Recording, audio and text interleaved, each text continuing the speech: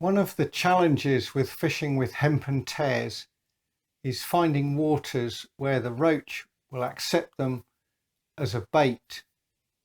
Although there's long been talk about hemp resembling small snails that roach feed on, these little tiny pea mussels, what generally happens is that waters where hemp is thrown in for years and years and years is the roach become accustomed to it and they respond to hemp and tares very quickly, especially at the peak time of season, which is really from July through August through September and just about into October. People do say about catching on hemp and tares in the winter. I have done it on some waters, but generally the water has to be very prolific and full of small roach for that to happen. I decided to try a stretch of the Stour that is very little fished at all. There is a match on there later in the autumn, maybe another match in the winter, but in between while it's just not fished. The odd pleasure angler will go up there and fish with bread or maggots or maybe lures or worms and things, but it's not the sort of water where people go and throw lots of hemp in at all. So it's an ideal water to test out whether I can get hemp and tares to work, whether I can get a response from the roach.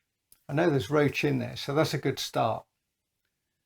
So join me as I go to this stretch of the upper Stour and walking across the field to get to the river, and it's soon apparent that there are some roach around. They're not particularly big ones, reasonable sized ones, feeding on duckweed. The river's very low and stale and the roach are feeding on duckweed. So that's where I started fishing. I set up a match rod, my John Allerton stick float rod with a 2-pound line, size 16 fine wire hook, and started to feed hemp, fishing a tare on the hook. And what was apparent very quickly is that the roach seemed to vanish. They didn't seem to hang around at all. After a little while I lost a little fish, just a either a little dace or a little chublet, not very big. And I stuck it out for sort of 20 or 30 minutes hoping for a response, but there was nothing really happening, no sign of fish. They'd stopped rising. And after a while I thought, well, this is no good. So leaving my gear, I went for a walk down the river and I found another spot where there were fish topping and some better roach amongst them, and they're quite close in. And I needed a spot where I could actually film it. It's no good finding some tiny gap in the reeds where you can't see what I'm doing at all. So I found a spot, a fairly open bit of bank, down the bottom of a fairly steep bit of bank with a few reeds either side, and there was some weed in the river as well. And again I started to feed with hemp. Not much real response, a bit worrying. I still got the stick float on and it was obvious there's quite a lot of weed, and maybe the stick float, because I was only fishing close in, was a bit too crude. So I decided to whip that stick float off and start fishing with a little tiny pole float that says 4 number 14s. That's 14 steel leads, which is easily sort of equivalent to about 5 number 8s and a 10, or in this case I actually had 2 number 4s and a number 8, and with a tare on it, it was dotted right down. So it's a lot more delicate approach than and the stick float was only about 6 number 6, so it's not a lot more weight, but it's a much smaller float. And I carried on fishing and sort of casting it around, and eventually I did get a nice roach, which wasn't too bad, and still they're not really responding, so sort of casting around, and eventually I've picked up another one here. It's a bit of a mystery what's going on. And then another one, missed a couple of bites. They're not I would hope that the roach would respond properly, but they're not feeding properly. I tried further out, tried flicking some hemp further out, and at this point I was just pulling back the line, and I hadn't even seen a bite, and the rod hooped over, and I was into a good roach. A bit of careful playing, and up it came, a nice roach around about 12 or 13 ounces. And that was about it. The roach had again disappeared. I had another walk further down into an extremely weedy stretch where you couldn't even float fish at all. There was a few inches of water above the weed. 2 or 3 good chub there, and more roach, but smaller ones.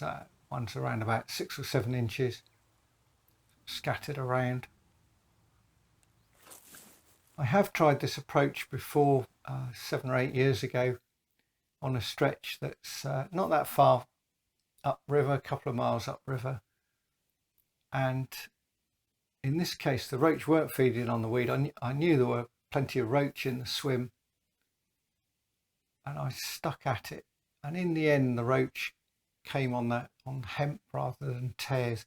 Sometimes that's the best approach, is to fish hemp on a very fine wire 20 or an 18 when they won't go for the tares, and that can work better. And in that case it took about 40 minutes, maybe a bit more, for the roach to come on. So it is worth trying at the peak of the season, which, as I say, is around about August and September, to see if you can get a response and persevere with it. Going back many years of practicing for a national on the River Nene at Orton, and it was a stretch that was heavily match fished, and the fish were used to hemp on there, and the person, our team captain, who was local at that time, reckoned that we could catch well on hemp on a pole, fishing at about 6 meters. Well, I set up the pole, but initially I had the right rig, but I just fished at 4 meters with tiny bit of ground bait and bread punch on a 20, and I fed hemp 2 meters beyond where I was fishing, and after about 3 hours, I suppose, I'd had about a pound of tiny silver bream on bread punch. They really were very, very small, sort of quarter of an ounce, half an ounce at the most. And he'd had about 6 pound of roach, and he was slaughtering me. But all this time I've been feeding up the roach at 6 meters, and I went in on hemp, and I just started slaughtering them. They got so confident after 3 hours of being fed, and I think that can be the key in longer sessions. I fish very short sessions, so I don't tend to fish like that. I'm looking for a response in 20 minutes or half an hour, but in a match, for instance, that slower paced approach might work well, where you can build up a swim while fishing elsewhere in your swim. So maybe fishing across with a waggler, and then just feeding over the weed with hemp, and then fish it, especially on a pole, get that delicate presentation and good bite registration with a pole float.